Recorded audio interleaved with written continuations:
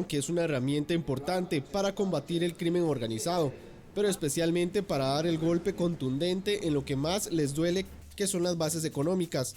Para el Instituto Costarricense sobre Droga, la ley vendría a fortalecer la lucha, pero más que todo darles armas al sistema de justicia para poder evitar el incremento económico de manera ilícita. Quitándole el poder económico, quitándole los bienes, ellos ya no pueden, no tienen esa capacidad. Entonces tendrían que ir a otro país o tendrían que hacer otra cosa porque ya saben que el Estado, específicamente el Poder Judicial, tiene un instrumento que va a luchar en eso. Este miércoles los presidentes de los supremos poderes pidieron la aprobación del proyecto. El presidente de la Corte aseguró que hay un voto de la Sala Constitucional que le brinda rango constitucional y además dijo que hay interpretaciones de la ley que no son adecuados, como la violación a la presunción de inocencia, la violación al debido proceso o la carga de la prueba. Es que es una normativa que no se dirige sobre aspectos pequeños, de montos pequeños. Hay un principio de priorización y ese principio lo que nos dice es que se va a seguir los procesos en una materia totalmente autónoma sobre capitales especialmente importantes, económicamente importantes y que no tengan justificación alguna en nuestra legislación. No es cierto que se acusa a la propiedad, porque entonces usted tendría que decir, la Fiscalía acusa a un vehículo placa tal, como en el aire. Bueno, ¿y quién es la otra parte que está del otro lado? No, acusan al propietario del vehículo que cometió una falta que no se va a sancionar penalmente. ¿Ve la diferencia? Esa es la diferencia. El presidente judicial también aseguró que la ley no persigue a personas, sino a capitales. En este caso, no se trata, primero, de un proceso penal. No se trata desde el ámbito propio del artículo 39 de la Constitución Política de la culpabilidad, de que se está hablando porque esta es una responsabilidad diferente. Y luego, el proceso de extinción de dominio no se dirige contra personas, se dirige contra bienes, contra patrimonios. Y al dirigirse contra bienes y patrimonios no pueden surgir ni siquiera el principio de inocencia. Y además de eso se dice que no se respeta el debido proceso. Claro que sí, hay debido proceso, como se da en todos los ámbitos. Entonces se invierte la carga de la prueba, lo que atenta contra dos principios. El de inocencia, si el Estado considera que yo cometí un delito o que cometí una falta, tiene que probarlo. No puede pedirme a mí que pruebe que no lo cometí. Y el segundo, que tiene que ver con la necesaria existencia del principio de propiedad privada, es decir, las personas tienen derecho a poseer bienes, muebles o inmuebles, amparados por el derecho constitucional, y si el Estado, por razones de oportunidad o por razones de legalidad, de que considera que aquello no es bien habido, tiene que probarlo. En la Asamblea Legislativa la ley tiene opositores que no han permitido su aprobación. Bueno, y para hablar de este tema, acá en RTN Revista ya tenemos pues una mesa bastante amplia. Está con nosotros don Jaime Ordóñez, abogado constitucionalista, don William Serrano, juez del Tribunal Penal, don Marco Vinicio Redondo, diputado del Partido de Acción Ciudadana, y don Angels Jiménez, de la Unidad de Recuperación de Activos del ICD. También está don Fabián Bolio, abogado constitucionalista, a través de la línea telefónica, y en cuestión de minutos se estará incorporando también a esta mesa. Bueno, este ha sido un tema que ha traído bastante discusión. Don Marco, bueno, y tal vez voy a empezar con usted, siendo en la asamblea donde se está discutiendo este proyecto, que ha tenido también bastantes peros, pero para explicar un poco cuál es el contexto ahorita del proyecto y hablar un poco qué es lo que estaría pasando con el tema de los capitales dudosos según el planteamiento, si se retienen, si los mismos se inmovilizan, se suspenden, cuál es ese planteamiento y por qué debería ser importante hacerlo para usted. Bueno, este proyecto ya tiene bastante ratito de estar en la corriente, lo evaluamos en la Comisión de Seguridad y Narcotráfico. En estos instantes se está haciendo una revisión final acerca de los elementos que puedan ser cuestionables. Aquí don Engels ha sido parte también de este proceso y que para nosotros resulta sumamente relevante la participación que se está dando a nivel institucional y sobre todo para ir aclarando todas estas dudas y todos estos fantasmas que se están creando a través del proyecto. Para nosotros resulta un proyecto sumamente importante, es dentro de lo que hemos venido planteando en la lucha contra el crimen organizado, porque aquí no solamente tenemos que hablar de que este es un tema de narcotráfico como tal, estamos hablando del crimen organizado. Y cuando hablamos del crimen organizado tenemos que ser muy claros de que la criminalidad ha ido transformándose en el tiempo. Ya no tenemos una criminalidad doméstica como la teníamos hace 15, 20 años, sino de que ahora es organizada y transnacional. Eso significa de que tenemos que tener un abordaje diferente. Y dentro de toda esta evolución, el capital se vuelve esencial para poder seguir alimentando estas estructuras del crimen organizado. Y que dicho sea de paso, el capital es el que es utilizado para poder asegurar el poder de la criminalidad, basado para mí en 4 pilares muy importantes. Primero, el capital, pero ese capital sirve para poder fortalecer lo que tiene que ver con el uso del terror en el territorio, también muy relacionado con armas que requieren de capital. Además de eso, se sustenta en la corrupción, que también requiere de capital para poder ejercer esa fuerza contra las autoridades públicas, con el fin de que hayan niveles de corrupción para aceptar que las cosas que ellos están planteando se den a través de la misma institucionalidad. Y también requieren ese capital para poder caer en la vulnerabilidad, en donde el Estado como tal no se ha convertido en eficiente como a un actor legítimo del territorio. Ellos empiezan con ese capital a tener espacios importantes para que justamente con ese dinero poder llegar a atender necesidades que el mismo Estado no está atendiendo. Y eso hace que nosotros tengamos que ver el capital como uno de los elementos más importantes en la supervivencia de las estructuras del crimen organizado. Y si nosotros llegamos a ese capital, estamos de verdad dando un golpe certero a toda esta criminalidad, por una razón muy sencilla. Cuando hablamos de la evolución de todo este espectro del crimen organizado, y como estamos en esta situación, ya dejó de convertirse en un asunto de personas. Ya no hablamos del capo como tal. El capo simplemente es un individuo más que es prescindible dentro de la organización. Y lo podemos ver en el caso del Chapo. Si bien es cierto, se captura el Chapo, no significa que con la captura del Chapo se acabó con la organización. Simplemente le da el paso al siguiente en la unidad de mando. Y eso hace de que entonces no es el que persigamos a las personas donde vamos a obtener la mayor eficiencia en contra de la lucha del crimen organizado, sino que es persiguiendo el capital que permite que las estructuras puedan existir. Bien, decía, y bueno, para darle la palabra también a don Jaime Ordóñez, voy a leer aquí un segmento de un columnista que dice lo siguiente: podría llamarse a esta ley de extensión del Estado de Derecho, pues de aprobarse suspendería garantías constitucionales fundamentales a quienes se vean afectados, tales como el principio de presunción de inocencia, la inviolabilidad de la propiedad privada y el derecho al debido proceso. ¿Es así, Jaime Ordóñez, abogado constitucionalista? Bueno, en primer lugar, muy amable por la invitación. Yo quiero decirles lo siguiente, señores. Vean, yo, al igual que todos los costarricenses y creo que todos los latinoamericanos, creemos que el crimen organizado y la droga es un flagelo, que hay que combatirlo. La descripción que el diputado Redondo hacía es correcta, eso es lo que sucede. Sin embargo, déjeme decirlo con toda franqueza, la solución que se está planteando con este proyecto de ley de extinción de dominio, tal y como está redactado, me parece que es una pésima medicina, es una pésima solución. Desde el punto de vista constitucional tiene al menos 4 problemas. En primer lugar, viola el principio de inocencia, ¿sí?, lo cual está defendido por la Constitución Política, por el artículo 8 de la Convención Americana sobre Derechos Humanos. A las personas que se les haga esa persecución, el Estado no tiene que probar la culpabilidad, ellos tendrán que probar la inocencia. En un Estado de Derecho, el fin no puede justificar los medios, es decir, no podemos buscar un atajo para un caso específico, porque eso significaría que crearíamos un procedimiento, ¿verdad?, que puede ser utilizado eventualmente contra otras personas que no tienen que ver nada contra la norma. En primer lugar, viola el principio de inocencia. En segundo lugar, invierte la carga de la prueba, ¿verdad? Invertir la carga de la prueba, si a determinada persona lo detienen, él tiene que probar la legitimidad de sus bienes que se le persiguen.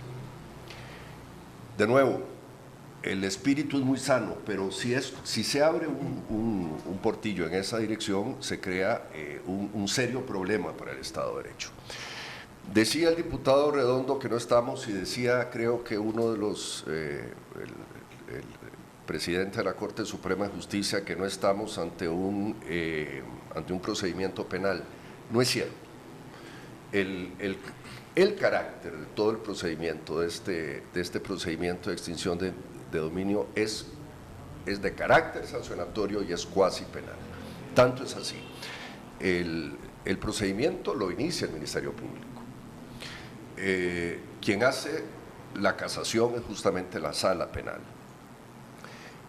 La intimación, que es básico en cualquier procedimiento, la intimación es de carácter penal, es decir, tiene todas las características de una persecución, de una indagación de carácter penal o cuasi penal. Decía el presidente de la Corte Suprema de Justicia algo con lo cual también no estoy de acuerdo. Decía que al no existir persecución contra las personas, sino únicamente contra los bienes, el carácter del procedimiento no es sancionatorio. Eso no es cierto. Los derechos de la personalidad, y eso es algo que prácticamente tenemos 20 siglos, desde el derecho romano, los derechos de la personalidad no solo suponen el ámbito físico de las personas, sino los bienes de las personas. Lesionar los bienes de las personas es afectar su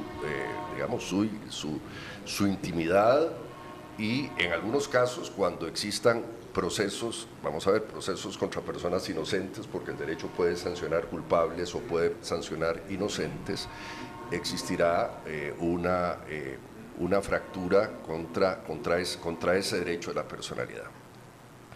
Por otro lado, crea una jurisdicción especial y también difiero de lo que dice el presidente de la Corte, nos dice que se cumple el debido proceso. En primer lugar, no existe reconocimiento de las instancias de la doble instancia, porque únicamente hay una instancia de la doble instancia previa a la casación penal, lo cual viola el artículo 8 de la Convención Americana sobre Derechos Humanos. Yo creo que lo que distingue al Estado de Derecho, lo que distingue a una democracia, y sobre todo, repito en lo que digo, me parece que nosotros tenemos que ser muy efectivos en la lucha contra la droga y contra el crimen organizado. En eso todos estamos de acuerdo. El problema es que si le damos al Estado, y puede ser que dentro de 5 o 7 años no sean ustedes los que estén sentados, señor diputado, señor el representante del instituto, no sean los que estén sentados en esas sillas. No sabemos quién estarán sentados en estas sillas. Yo creo en el talante democrático de ustedes, desde luego, en utilizar un instrumento, pero el derecho se crea para cualquier hipótesis. Se crea para que personas que en el futuro puedan utilizar un régimen como un procedimiento que es de carácter inquisitorial, incautatorio, que no reconoce el principio de inocencia, que invierte la carga de la prueba, pueda ser usado contra ciudadanos comunes y corrientes, y no únicamente contra delincuentes. ¿Cuál es la solución? Bueno, la solución hay que pensarla muy cuidadosamente, señor diputado. Yo sé que usted está muy preocupado por este tema. Yo lo he reflexionado cuidadosamente y, bueno, primero quiero decir lo siguiente: no solo un servidor, sino los principales penalistas de Costa Rica se han manifestado en contra de esto. Se ha manifestado el expresidente de la Corte Suprema de Justicia, José Manuel Arroyo. Se ha manifestado el decano en contra de este proyecto, el decano de la Facultad de Derecho, Alfredo Chilino, el doctor Javier Llobet, don Fabián Bolio, que es constitucionalista, prácticamente toda la maestría de Derecho Penal de la Universidad de Costa Rica. ¿Cuál es la solución? Hay un artículo publicado por don José Manuel Arroyo el día de ayer, ¿verdad?, apoyando la posición que yo le diría a los principales juristas del país, que creemos en la lucha contra la droga. Creemos en la lucha contra la droga, pero sin embargo nos preocupa este proyecto tal y como está redactado. Hay un instituto que yo creo que nosotros deberíamos revisar, y es el comiso. A mí me parece que el comiso ¿verdad? Que no es violatorio a la Constitución política, y el comiso opera cuando existe certidumbre jurídica en un proceso, digamos, que cumple todo el procedimiento penal, donde no existe indefensión contra las partes. El comiso podría ser una excelente solución. El otro argumento, señor diputado, que se ha utilizado, y se lo digo porque yo me he metido a estudiar ese tema cuidadosamente, es que esta misma ley, tal y como está redactada, se aplica en otros países de América Latina. No es cierto. Yo revisé ya cuidadosamente tal y como está la ley colombiana, la ley mexicana. La ley mexicana sí se parece un poco y ha habido excesos en la aplicación de esa ley. Yo creo que ha habido efectivamente, vamos a ver, incautaciones como estas, pero ha habido en otros casos en México, pero no es igual la colombiana y no es igual la de otros países en América Latina. Así que tenemos que ser muy cuidadosos en ese tema. Bien, Engel Jiménez, Unidad de Recuperación de Activos del ICD, un poco la respuesta a la oración a estas afirmaciones que ha hecho Jaime Ordóñez, abogado constitucionalista. Buenos días, primero que todo. Hay un punto final que me acaba de llamar la atención con don Jaime, es que no se está aplicando esta normativa a nivel internacional. Y yo tuve hace poquito una reunión con doña Telma, la fiscal general de Guatemala, en la cual, por ejemplo, estoy poniendo el caso de Guatemala, en este momento hay una situación de corrupción, por un delito de corrupción que fue acusado el presidente y la expresidenta de Guatemala, en la cual se llevó el tema del derecho penal por un lado, por la actividad de la corrupción, y por el otro lado se está llevando la extinción de dominio de los bienes que se está incautando. Se está aplicando a nivel internacional esta normativa. Esta normativa se aplica ya en Guatemala, se aplica en Honduras, se aplica en El Salvador. Son leyes que no tienen el nombre de extinción de dominio, unos dicen privación de dominio porque ha tenido muchas contradicciones por la terminología de extinción de dominio, pero la privación de dominio se ve. En Paraguay se está llamando como el comiso autónomo. Obviamente en Colombia, que es cuando se inicia, hoy en día existe un código de extinción de dominio que ya avanzaron en esta temática desde Colombia. Entonces, creo que sí se está aplicando la normativa a nivel latinoamericano. En el caso de Estados Unidos, que se sale de este escenario de comiso civil como tal, que la sección 981 nos explica un poco todo esto. Ellos lo están aplicando desde hace 35 años. Y el Grupo de Acción Financiera Internacional, el GAFI, nos llama en su recomendación número 4, nos llama a cumplir con este tipo de instrumentos. ¿Por qué? Porque no vamos a poder homologarlos. En este momento, si Guatemala encuentra acá, y sabemos que el delito es transnacional, el delito como tal, pero las actividades ilícitas se están dando a nivel internacional, esto nos llama a que tenemos que tener instrumentos jurídicos que para poder compartir este tipo de bienes. En este momento, los bienes que por algún narcotraficante guatemalteco, hondureño, salvadoreño, en este momento se repercuten en Costa Rica, no podemos homologarlos con la ley que tenemos hoy en día. Entonces tenemos que buscar otras instancias. Por eso quería tal vez nada más ese puntito, porque creo que vamos a abordar temas de principios aquí con don William, y eso me llama la atención de que no es tan real como se está diciendo, y con todo el respeto que me merece don Jaime, y sí creo que es algo que se está dando ya. Imagínense tal vez en México es otro de los que tiene, y tiene debilidades muy grandes en la ley de extinción. Déjeme decirle una cosa, yo he leído esas leyes y el articulado es distinto. Mire, una ley puede tener el mismo nombre. No, mal sería que sea igual. No, porque no, el problema hay que traerlo acá. El articulado es distinto y existe, desafortunadamente, la ley costarricense, don Fabián, que lo ha estudiado muy a fondo, nos podrá decir de que existen en esta versión, en este proyecto de ley de Costa Rica, una serie de artículos que no están en esas legislaciones del extranjero. No sé necesariamente es que nuestra realidad también es diferente. Desde luego, y desafortunadamente hicimos una ley con mucha mayor cantidad de violaciones a derechos fundamentales. Don William Serrano, juez del Tribunal Penal. Muchas gracias, muy buenos días a todos los que están acá, un placer poder estar con tan distinguida mesa.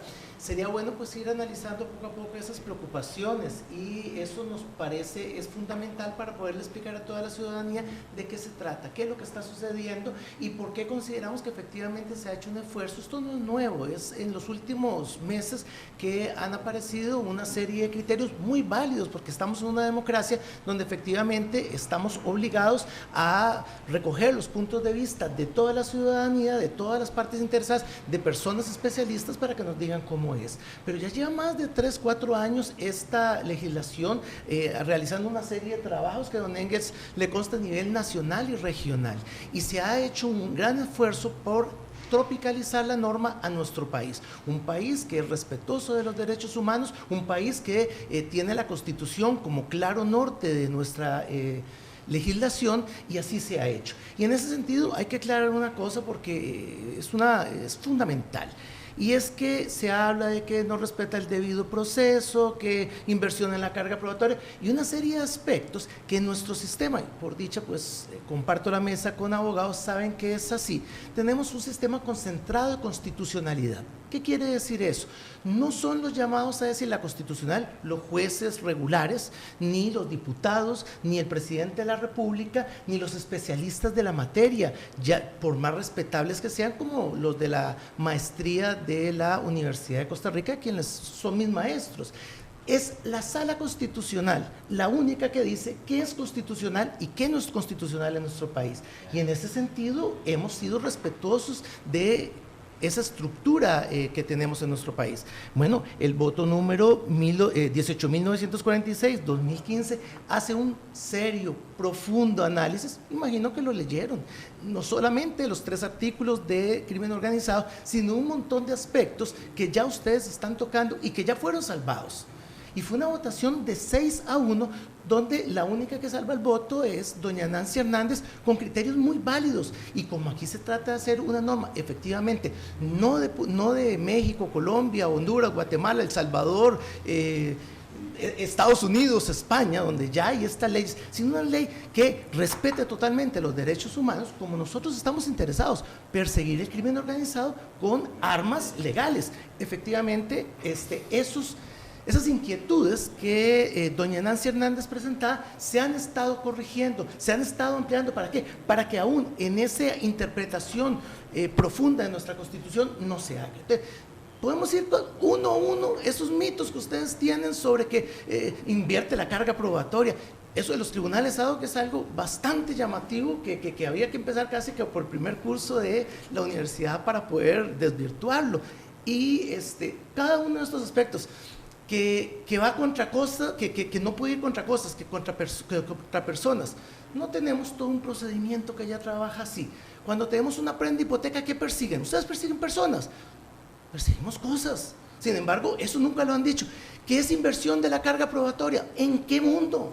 Nadie está diciendo eso. Si ustedes leyeron la norma, si ustedes han leído los tratadistas, la jurisprudencia internacional es clara en que no es ninguna inversión de la carga probatoria, como tratan de asustar a la población, haciéndoles ver que vamos a perseguir al niño malcriado en el supermercado y lo vamos a mandar 20 años a la cárcel. No, al pulpero, o como decía don Miguel Ángel Rodríguez, que íbamos a mandar a la señora que había trabajado toda la vida. No es así, no asusten a eso. Son a los grandes capitales. Artículo 5, como decía el presidente de la Sala de la Corte Suprema de Justicia, don Carlos Chinchilla, artículo 5 dice lo que es la priorización de casos. Todo eso está claro, no hay ninguna duda. Efectivamente cumple con todos y cada uno de los principios de la Constitución política, y es la Sala Constitucional quien lo dice, y ya dijo que era constitucional, no hay ninguna duda. Perfecto. Fabián Bolio, abogado constitucionalista, bienvenido, buenos días. Muchas gracias, disculpen el atraso porque sufrí una fractura en mi tobillo. Gracias por venir. Me causa muchos problemas. Bueno, muchas gracias a todos. Me parece que lo primero que deberíamos decir es que el proyecto dicen que tiene más en el texto que lo que tiene. Todas las explicaciones que el señor juez ha hecho y las que se han hecho en favor del proyecto no están en el texto. Cuando usted las busca, no están allí. Por ejemplo, en primer lugar, no dicen que solo se van a perseguir pequeños capitales. Bueno, ¿dónde lo dice? No lo dice el texto. No hay un umbral, es decir, dice, se tratará a la policía y los fiscales de crear una selección. Ah, bueno, ¿y quién nos garantiza cuál es esa selección? Sí puede caer contra un pulpero, porque no hay una regla que impida a nadie, ¿verdad? En segundo lugar, se dice que la Sala Constitucional ya avaló el proyecto. Este proyecto nunca ha ido a la Sala Constitucional.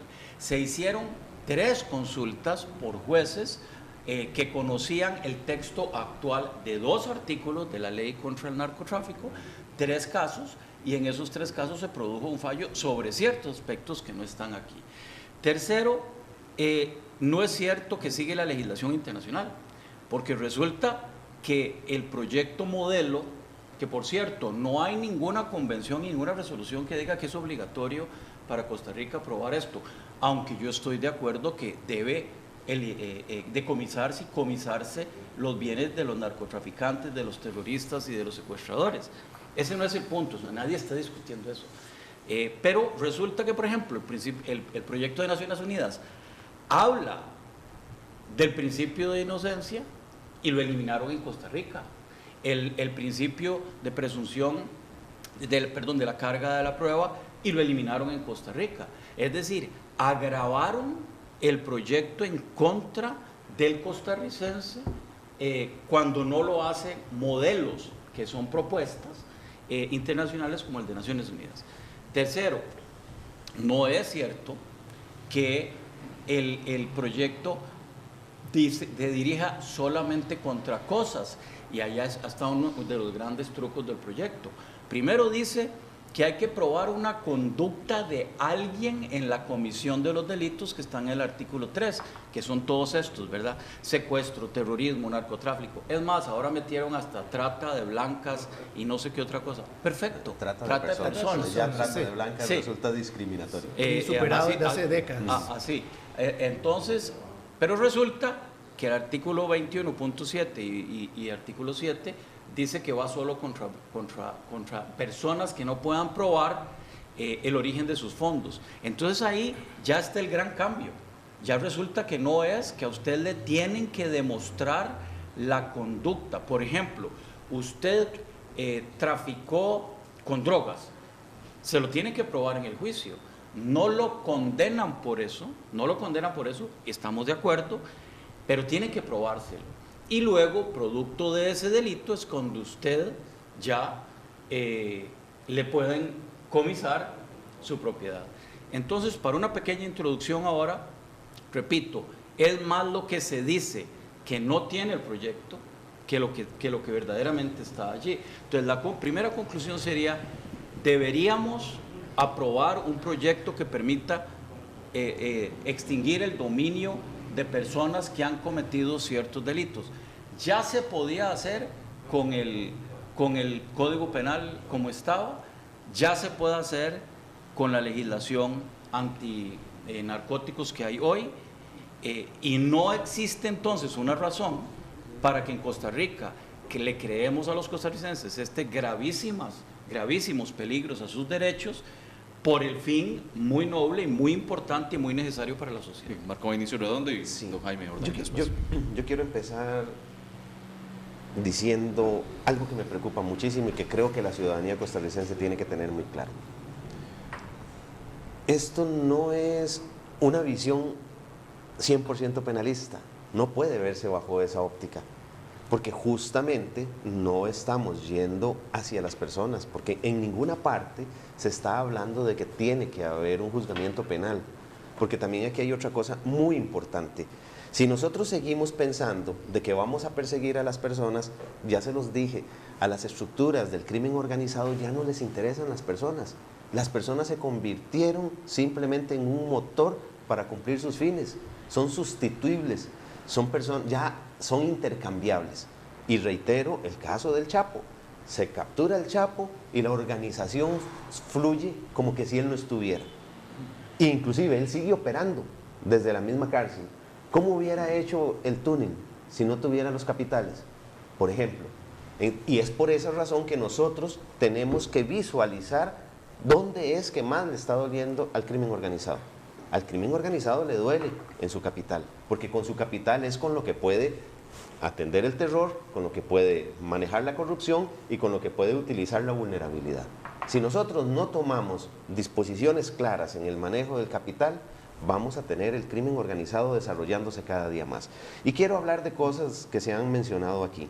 Es muy importante el hecho de decir de que cuando nosotros hablamos del principio de inocencia, en este caso no aplica, porque justamente el principio de inocencia va sobre las personas. Aquí el debate es si es legítimo o no legítimo, que también lo llevamos a cuando se dan los argumentos sobre la violación del artículo 45 de la Constitución. En ese sentido, nosotros no estamos yendo en contra de ese artículo porque justamente desde el derecho romano se habla de la causa justa y ustedes como abogados tienen conocimiento de eso.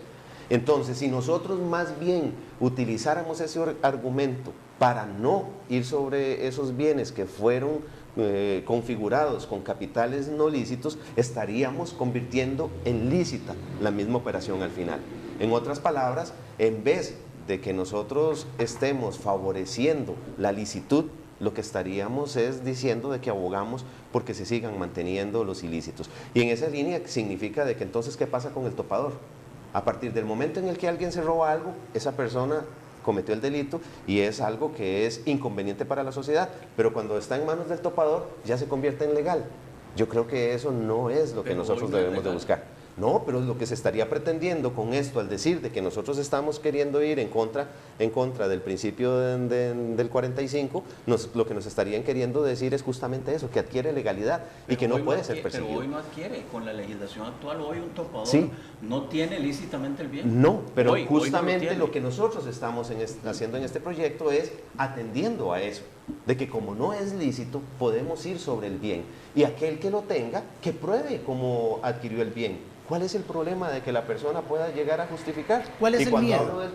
Cuando hablo del topador, creo que es el ejemplo más doméstico que puede entender cualquier persona, en donde aquel que recibe el bien robado le da legalidad a través de su operación comercial cuando lo vende. Vamos a darle la palabra a Jaime Ordóñez y pues somos bastantes de la mesa, así que... yo quería decirle dos cosas al diputado Redondo. Vamos a ver, el hecho de que, voy a decirlo de forma muy gráfica, el hecho de que este vaso, no lo llamemos vaso, no significa que deje de serlo. Si un procedimiento como este tiene una intimación, una indagación que le empiece el Ministerio Público, ¿verdad?, que es el órgano penal, si tiene un procedimiento cuya intimación y inclusive el recurso final de casación es la sala penal, estamos hablando de un procedimiento penal. Usted podrá llamarlo no penal, señor diputado, pero sigue siendo penal. Número uno. Número dos, usted me está diciendo lo siguiente, que, vamos a ver, el hecho de que todo el procedimiento vaya contra bienes y no contra personas, implica de que no se viola el artículo 45 de la Constitución Política ni el artículo 39, que es otro que... Por cierto, lo que dijo don Fabián Bolio es absolutamente correcto. La resolución, señor juez, de Sala Constitucional no es sobre este texto. No es sobre este texto. Pero sí sobre los principios. Principios naturaleza de la extinción de señor juez, es que lo que usted dijo es incorrecto. O sea, sobre este texto que está en consulta no hay... Sí, y yo le... Pero no ha habido fallo. Y no ha habido los principios de la extinción de dominio es analizado. Y el voto salvado de la magistrada Hernández es un voto sobre el otro proyecto que, por cierto, es magnífico ese voto. La magistrada Hernández entiende claramente las violaciones al derecho constitucional que hay de por medio. Entonces yo le quería decir lo siguiente al diputado Redondo. Señor diputado, usted, digamos, imaginemos esta hipótesis, que la Costa Rica dentro de 5 o 7 años o 10 años, si no sabemos quién nos va a gobernar, y de repente dice alguien utilizando esta ley que no es igual al resto, créame que las he leído cuidadosamente, igual que don Fabián, nos dimos a la tarea de leer muy cuidadosamente esto, no es igual, y no es igual a la española ni mucho menos. Y déjeme decirle, pues yo estudié en España, conozco muy bien ese país y conozco esa legislación. España ha tenido inclusive el cuidado que no solo en la persecución contra la droga, inclusive en la persecución contra el terrorismo y contra la ETA, hay resoluciones de la Sala Constitucional que dice el Estado español tiene que observar el Estado de Derecho, seguir las normas del debido proceso, inclusive en la lucha contra la delincuencia terrorista hay que seguir el Estado de Derecho, porque eso es lo que pone al Estado un escalón arriba. Nosotros no podemos como Estado democrático actuar violando las normas, eso nos pone al mismo nivel de los delincuentes, tenemos que estar un paso arriba. Yo la última reflexión que hacía ahora que lo oía, señor diputado, es la siguiente. Usted me dice que si a alguien se le incautan sus propiedades, no se le lesiona personalmente, que se pueden separar las propiedades de la individualidad de las personas. ¿Qué pasa si usted tiene una casa, verdad, señor diputado? Gracias a Dios. Sí. Bueno, también todos hemos hecho un esfuerzo por en nuestra casa. Y la puedo justificar. Usted puede demostrarlo. No, la puedo demostrar. Paso a paso. ¿Y su carro? Usted, don Jaime, puede probar. Hasta el último 5. Sí, perfecto. Y así los que nos escuchen. No hay ningún problema. Yo también puedo probar mi casa y mi carrito. Pero ¿sabe qué? Sin ninguna duda. Hasta el último centavo puedo probar. Porque nos ha costado un mundo. No, a nosotros no. Al Estado costarricense sí. No, a mí no. Al Estado costarricense sí. Porque la propiedad tiene una responsabilidad social. Y sí tenemos que probarle al Estado que son lícitos. Sí tenemos que hacerlo. Señor juez. Pero que me pruebe la conducta el Estado está en la obligación. Vamos a ver, si yo me encuentro a un señor que tiene una finquita ahí que se la heredó su abuelo y su bisabuelo, etcétera, y ese señor no tiene la escritura porque es una herencia de palabra, etcétera, de acuerdo a esta ley, perdone, discúlpeme, de acuerdo a esta ley falso, se la quita. Totalmente falso. Sí, bueno, falso. Una cosa. Libertad probatoria es uno de los principios. Permíteme hablar. Libertad, juez, ¿me vas a hablar? Adelante. Muchas gracias. Libertad probatoria. Yo lo puedo probar por cualquier medio. Y ese ejemplo, curiosamente, que he dicho que lo trae a colación porque queríamos hablarlo. También don Miguel Ángel Rodríguez habla de un caso así de 30 años de una persona. ¿Qué quiere decir? Que se puede probar por cualquier medio. Esa persona que se lo hereda y que no tiene documentos, no hay un principio de taxatividad de la prueba. No necesitamos una escritura. Necesitamos que todos los vecinos de toda la vida vengan y nos digan, efectivamente, esa señora vivió ahí, ellos trabajaron la tierra, son caficultores de toda la vida, años de vivir, y nos conocemos y son gente que ha trabajado y de ahí ha sacado los recursos, está debidamente probado, nadie le va a quitar eso, no le pongan miedo a esa gente, que a esto no le vamos a quitar, es a los narcotraficantes que tienen capitales emergentes. ¿Sabe cuál es el grave problema de ese razonamiento, señor juez? Don Fabián Bolio creo que lo planteó muy bien, y en el análisis que hace don José Manuel Arroyo, el ex vicepresidente de la Corte, creo que lo hace muy bien. El problema es que crea una enorme subjetividad al juzgador para determinar cuáles hechos son ilícitos o cuáles hechos no son ilícitos. Es que es el punto. El artículo 7 y el 21.7 cambia la regla. No dice que es que a usted le tienen que probar una conducta ilícita. Si eso dijera el proyecto, yo estaría satisfecho como primer punto. Pero acuse al señor, al agricultor, al dueño de la pulpería, acúselo de haber cometido una falta en un plazo de 10 años, de allí obtuvo el dinero y de allí consiguió la propiedad, ¿verdad? Con esa secuencia. Y vean que ustedes tienen que estudiar la legislación de los Estados Unidos a la que citaron, porque 7 estados ya vienen para atrás. Sí. 7 estados norteamericanos cambiaron la legislación y obligan a que se pruebe la conducta de la persona, no que lo condenen, estamos de acuerdo, no lo van a condenar a lavado de dinero, pero le prueban la conducta, entonces le decomisan la propiedad. Entonces, y muchos otros estados ya aprobaron también reglas mucho más estrictas de prueba para que no le pase como un señor que venía con el dinero en Estados Unidos de su restaurante. Lo paró la policía de tránsito, que esa es otra, cualquier policía podría intervenir aquí, lo paró y le dijeron, ¿por qué tiene ese dinero? Porque tengo un restaurante, no hay bancos cercanos. Y se los quitaron y le dijeron, ahora usted tiene que pelear, y tuvo que pelear 1 año y medio para probar que ese dinero no era producto de una actividad ilícita, y perdió el restaurante porque se arruinó.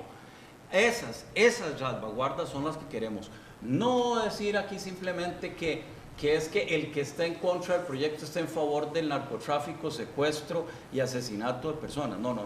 Es que en una democracia el decomiso y comiso de la propiedad siga las mínimas reglas de debido proceso legal y de defensa. Y yo no tengo por qué demostrarle al Estado cómo obtuve mis bienes si no me acusan primero de cuál es el delito que cometí. Entonces sí, yo tengo que defenderme de la conducta ilícita, y cuando me prueban la conducta ilícita no me condenan porque no es un proceso penal, pero entonces me quitan la propiedad. Ese es el punto fundamental que nosotros sostenemos aquí. Eliminémosle al proyecto estas desigualdades y estas ataques a la propiedad y a los derechos de los costarricenses, y quitémosle a los delincuentes su propiedad. Ángel Jiménez de ICD, ya tenemos comentarios de redes sociales. Hay una situación interesante aquí porque todo esto se viene basado en lo que es la actividad ilícita, que es lo que estamos ahorita, actividad y conducta ilícita, que hay que hacer diferencias. Pero me llama la atención un punto tal vez que tocó don Fabián con relación a lo que es que le vamos a quitar los bienes o el Estado, la jurisdicción que tiene que ver con extinción de dominio se le va a quitar a cualquier persona. Uno de los puntos interesantes es que aquí hay una definición de bienes de interés económico, que aquí no podemos determinar y que está en la ley, porque entiendo como que el documento, el proyecto que se está presentando no tiene muchas cosas que estamos discutiendo, ¿verdad? Y en este caso, por ejemplo, los bienes de interés económico son bienes que se tienen que determinar. Hay bienes de interés procesal y bienes de interés económico. Pero no están en el proyecto. Sí está, los bienes de interés económico. Dice nada más, hay una frase, un artículo que dice, sí, se definirán cuáles son, pero se lo dejamos a quienes, por a ejemplo, ustedes, a la Fiscalía, a los jueces, no se sabe cuáles. ¿Conoce alguna ley que no haga eso? ¿Conoce alguna ley que le dé todos los datos? ¿Alguna que no debe interpretar el legislador? Tiene que decir un umbral, por ejemplo. Y le cuento, lo estamos discutiendo en la Asamblea Legislativa. Entre 100 y 200 mil dólares sería bueno para perseguir. Estamos haciendo eso para mejorar. Usted me da la razón, no está hoy. No está hoy en umbral. No está en umbral. Bueno, no está. Entonces lo que estamos diciendo, el proyecto de ley no tiene el umbral y no sabemos cuál tipo de propiedad. Por ejemplo, le comento. Y no se lo podemos dejar en manos ni de los fiscales ni de la policía. Me regala un segundo, por favor. Ese es el punto. Cuando se determinan los bienes de interés económico hay que hacer un estudio de administración. Estamos de acuerdo. No es, digamos, nosotros tuvimos, vamos a hablar dentro del derecho penal, la incautación de lo que usted se puede imaginar. Y teníamos que administrarlo nosotros, libros, juegos de geometrías de Barbie, todo este montón de cosas que se administraban. Eso lo que se hacían eran bodegas de cosas. Hoy en día, el derecho penal en esa área, en determinar el interés económico de los bienes, se hace bajo un estudio de administradores que determinan cuál es el interés de ese bien. Pero si hoy es no está en la ley. No, sí. No está. Sí, se indica. No está. Bienes de interés económico. Pero ¿cuáles son? Me comprendo. Porque hay que hacer un estudio. Cualquier bien, ustedes me dan la razón. Establezcámosle, yo estoy de acuerdo con ustedes. Hay que hacer un estudio. Establezcamos en la ley un umbral. El problema de la indeterminación, cuando se trabaja con conceptos muy indeterminados en un proyecto, se abre un espacio muy peligroso hoy para en día está así en el derecho penal. Claro, entonces el proyecto tendría... el derecho penal. Como dice don Fabián, el proyecto debería ser mucho más taxativo, mucho más... Debería definir cuáles son las ilicitudes, los casos, los umbrales, los montos. Es que las ilicitudes ya cambió la naturaleza. En este caso lo importante es de que el bien no sea lícito. Eso es todo, de que no el bien no sea Bien, vamos a hacer una pequeña pausa acá porque tenemos comentarios de don Marco Vinicio, don Jaime. Tenemos comentarios en redes sociales de las personas que han estado viendo y escuchando el programa, así que vamos a leerlos a continuación. El primer comentario es de Maylin Cruz Vega, que nos dice lo siguiente: el que nada debe, nada teme. ¿Qué más desean que pase los que se oponen a esta ley para aprobarla? Dice Maylin Cruz. Federico Ruiz nos dice lo siguiente: ¿cuál es la diferencia entre proyecto de extinción de dominio y el capítulo 4 de la ley contra el crimen organizado vigente? También tenemos otro comentario de Juan Bautista Espinosa Villalobos, que dice lo siguiente: felicitaciones a los señores Jiménez y Serrano, muy puntuales, concisos, objetivos. Se perseguirá a los grandes capitales de dudosa procedencia y es cierto, únicamente la Sala Constitucional es quien determina la o no constitucionalidad. Y Patricia Navas dice: para defender el crimen organizado sobran leyes. Estoy con el diputado don Marco Vinicio y con los que apoyan la ley. Y un comentario más de Rolando Morales, que dice: ¿para qué brincan si el suelo está parejo? Me queda claro, es que hay sectores interesados en salvaguardar recursos ilícitos. Y ya nos está acabando el tiempo, así que vamos a hacer un cierre muy concreto de todos los invitados. Marco Vinicio. Más bien, si quiere cierro al final. Si quiere cierro al final. Bueno, sí, adelante. Gracias. Costa Rica es el primer país, según la CEPAL, en lavado de dineros. Eso quiere decir que tenemos un grave problema. Esta es una ley que nos va a servir para perseguir los grandes dineros. Efectivamente, le doy ejemplos de Colombia. Lo que se han quitado son hoteles, centros comerciales, zoológicos, cosas de gran cantidad. Eso es lo que estamos persiguiendo. El crimen organizado no es un caballo, no es una pulpería, son grandes capitales. ¿Qué es lo que le digo a la gente que nos está escuchando? El vecino que ustedes saben que no está trabajando, que no tiene ni arte ni parte, y de pronto aparece con carros, con casas. ¿Cómo le vamos a decir a nuestros hijos que estudien, que se esfuercen, si alguien al frente está con esos grandes capitales que son fáciles de distraer? Es que son sencillos de distraer. Basta que el narcotraficante se lo pase a su tía para que ya entonces sea intocable por el derecho. ¿Qué es lo que tememos? Le vamos a ir a la tía, explíquenos de dónde viene. Yo no sé de dónde viene, se lo quitamos, se le extingue. La única propiedad que la Constitución política protege es la lícita, la ganada con el esfuerzo, como ustedes, como yo. El sudor de la frente. Exactamente. La ilícita no la vamos a proteger absolutamente a nadie. ¿Quién? Con trata de personas, con pornografía infantil, con drogas, con todos estos delitos, está invadiendo el espacio costarricense, se lo vamos a extinguir y le vamos a decir al pueblo, la delincuencia no paga.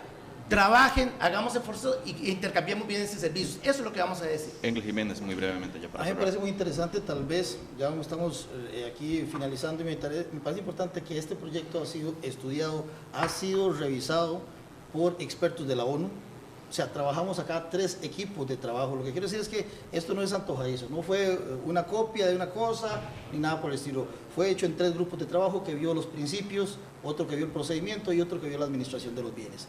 Enfocado en esto, se hizo el análisis y se determinó que este era el mejor producto, se ha estado mejorando. Hoy estamos en la Asamblea Legislativa buscando algunas cosas, compartir con los asesores, y creo que estamos produciendo un gran instrumento jurídico. Don Fabián Bolio y después don Jaime. Sí, todo Costa Rica quiere quitarle los bienes a los delincuentes, y no solo narcotraficantes, sino muchos otros, secuestradores, lavadores de dinero, de diferentes otras actividades. Esa no es la discusión. Ya vean ustedes cómo se trata de desviar hacia eso. No, esa no es la discusión, es cómo dentro de una democracia le quitamos los bienes a estos delincuentes. Entonces, las reglas mínimas que debemos seguir en una democracia son las que hemos explicado. El principio de inocencia, la defensa de la propiedad privada y sobre todo la obligación en un sistema acusatorio de probar la conducta ilícita para luego quitarle los bienes. Los costarricenses no creemos que vamos a dejar en peligro cualquier propiedad, desde la pulpería hasta un zoológico de uno de estos delincuentes, por el hecho de creer que vamos con eso a eliminar completamente el narcotráfico. Y termino diciendo que mientras en Costa Rica el consumo de drogas sea lícito y no sea penado con toda la cadena adicional de tráfico y de producción, la demanda será ilimitada como en todas partes del mundo. Entonces estamos perdiendo la batalla contra el narcotráfico. Extingamos el dominio de los bienes, pero con las reglas de la democracia, que es lo único que estamos solicitando que se incorporen a ese proyecto. Don Jaime Rodríguez. Yo en la misma línea quería decir lo siguiente. Yo creo que todos estamos en este país por perseguir la delincuencia internacional, perseguir la droga y sanear la democracia, sanear la sociedad. Sin embargo, nosotros no nos oponemos a eso, todo lo contrario, don Fabián y yo y una gran cantidad de personas somos los primeros que creemos en eso, hay que perseguir la delincuencia. Y creemos que este proyecto hay que hacerle reformas. Yo creo que aquí un debate como este en Canal 13 debería dar un salto cualitativo. Y hay que generar una versión revisada, un texto sustitutivo, ¿verdad? Que sé que se está trabajando en la Asamblea Legislativa, un texto sustitutivo, señor diputado, que corrija esto. Les voy a decir cuáles son, independientemente de todas las reflexiones que ha hecho don Fabián, que ha hecho un servidor y una gran cantidad de juristas, los principales juristas del país en materia penal y constitucional, que tienen las mismas dudas que nosotros. Simplemente lean las reflexiones de la magistrada Nancy Hernández, incorporen esas preocupaciones de ella al texto sustitutivo, señor diputado. Okay, yo creo que de esa manera podemos avanzar. Lo que no podemos aprobar es un proyecto que viole la Constitución política y el artículo 8 de la Convención Americana, porque ¿qué va a suceder, señor diputado? Alguien se va a ir a la Corte Interamericana y se trae todo esto abajo, ¿verdad? Y Costa Rica en eso ha sido muy torpe. Acordémonos que este país se opuso al tema de la fecundación in vitro y tuvo que venir la Corte Interamericana a enmendarnos la plana. Si nosotros aprobamos una ley que viola el artículo 8 de la Convención, que son las normas del debido proceso, etcétera, tengan seguridad que la Corte Interamericana, hagámoslo bien, no lo hagamos mal, señor diputado. Esa es mi reflexión. Nosotros apoyamos la lucha contra la droga, sin duda, somos los primeros, pero respetando el Estado de Derecho. Don Marco Vinicio Redondo, ya muy brevemente para cerrar. Haciendo uso de la filosofía del pueblo. como bien se decía, en este caso, nosotros, el que nada debe, nada teme, eso es lo primero, y por otro, al buen pagador no se le miran prendas. Yo creo que la ciudadanía tiene que tener la claridad de que si nosotros trabajamos dentro de la legalidad no vamos a tener ningún problema con este proyecto. Se han utilizado los argumentos del debido proceso, el proyecto garantiza el debido proceso, se ha hablado de la violación del principio constitucional de la propiedad privada, eso no está en juego en este proyecto. Y también el otro tema que se ha hablado es el de... Que si hay varios recursos, sí, recursos revocatorio, apelación y casación. Ahí está. En realidad el debido proceso está garantizado, inclusive textualmente está planteado. Nosotros estamos haciendo las verificaciones. Para eso se ha manejado una comisión con la que se están haciendo las revisiones, pero tampoco quiero crear falsas expectativas diciendo de que vamos a disminuir la fortaleza que tiene que tener el proyecto. Porque hay algo muy claro.